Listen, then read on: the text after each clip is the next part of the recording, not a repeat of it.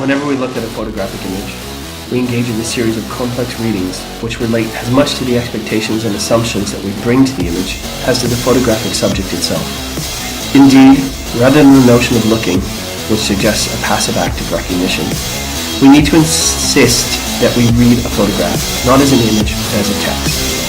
That reading, any reading, involves a series of problematic, ambiguous, and often contradictory meanings and relationships between the reader and the image.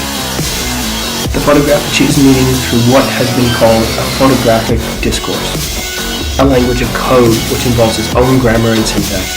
It is, in its own way, as complex and as rich as any written language, and involves its own conventions and histories.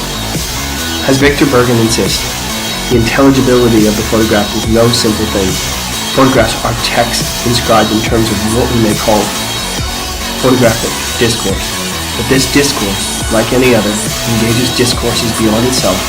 The photographic text, like any other, is the site of a complex intertextuality, an overlapping series of previous texts taken for granted at a particular cultural and historical conjunction.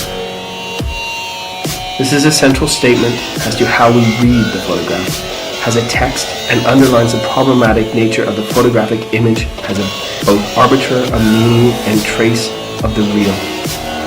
And in a crucial way, it lays clear the extent to which any photograph is part of a larger language and meaning, which we may bring to our experience of the photograph.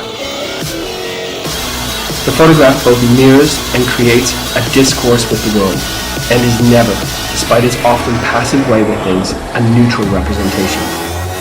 Indeed, we might argue that at every level the photograph involves a saturated ideological context.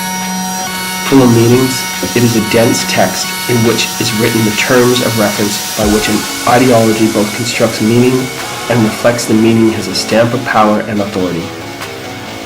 We need to read it as the site of a series of simultaneous complexities and ambiguities in which is situated not so much a mirror of the world as our